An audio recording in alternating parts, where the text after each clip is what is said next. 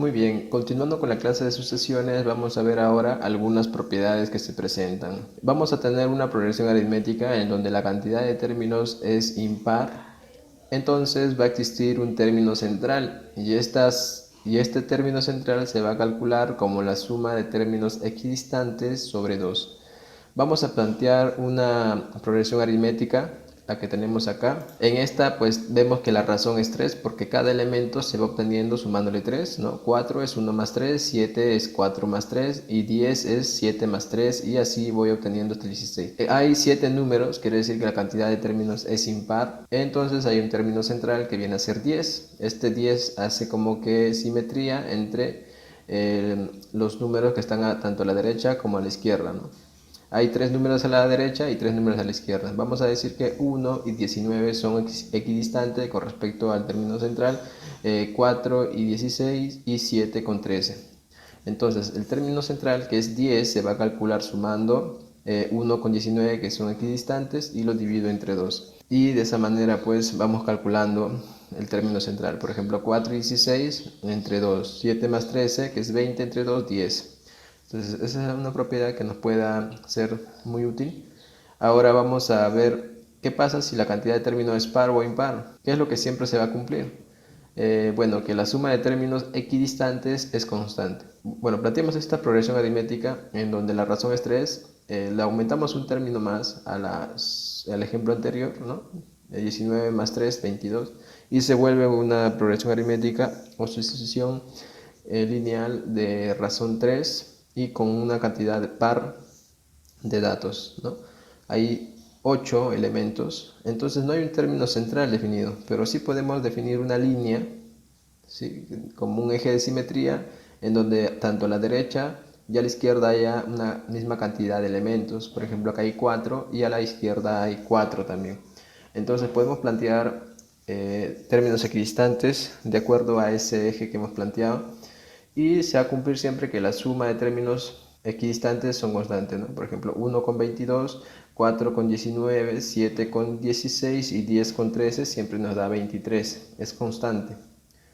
Entonces, si la cantidad de términos es impar, también cumple, ¿no? Sería 1 con 19, que es 20, 4 con 16, que es 20, y 7 con 13, que es 20. Se está cumpliendo la propiedad tanto para progresiones con cantidad par o impar. Algo similar va a pasar con una progresión geométrica.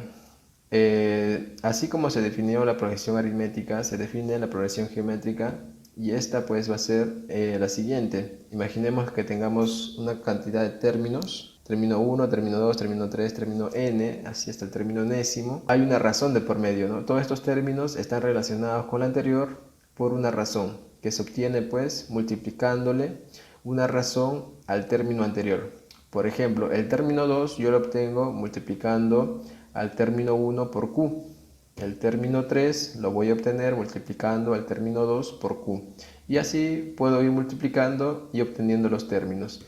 Entonces, T1 es el primer término, Tn hace referencia al término enésimo, Q es la razón geométrica, ¿sí? En el caso de progresión aritmética se llamaba razón aritmética y iba acompañado con una suma. En este apartado, en progresión geométrica, la razón va acompañado de una multiplicación. Y este n hace referencia a la posición o orden, ¿no?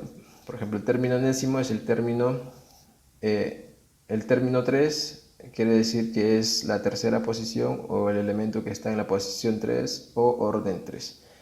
Bueno, tenemos una fórmula para calcular el término, cualquier término, ¿no? El término enésimo. Bueno, necesitamos el término 1 y la razón para que se plantee.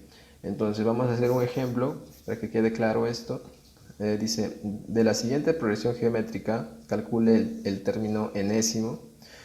Entonces, tenemos esta progresión geométrica 1, 3, 9. ¿Cómo sé que es una progresión geométrica? Porque los términos se van obteniendo a partir de una razón geométrica, ¿no? Por ejemplo, 3 es 1 por 3, 9 es 3 por 3, la razón es 3, ¿no? Y así puedo ir obteniendo más elementos.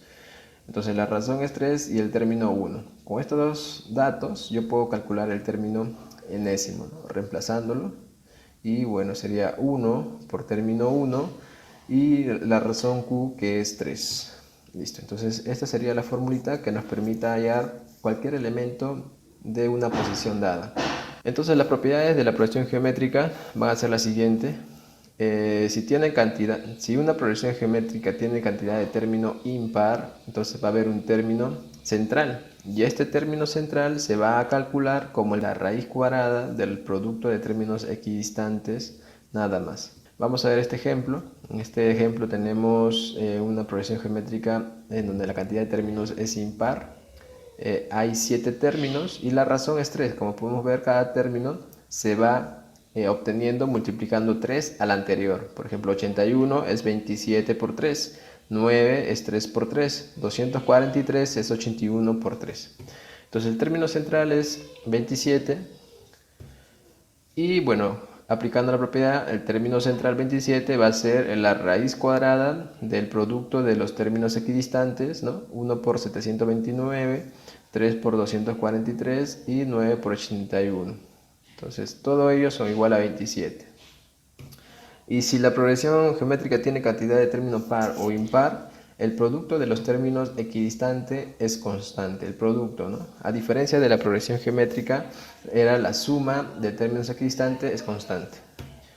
Entonces, si la progresión geométrica tiene términos cantidad par, no tiene término central, pero podemos plantear una línea de referencia, donde a la derecha exista una cantidad de términos igual a la que existe en la izquierda. Entonces el producto de los términos equidistantes, o sea 1 con 2187 va a ser igual a 3 por 729, a 9 por 243 y a 27 por 81. Y ese producto se mantiene constante, ¿no? Cuando tengamos término de cantidad impar, también se cumple eso.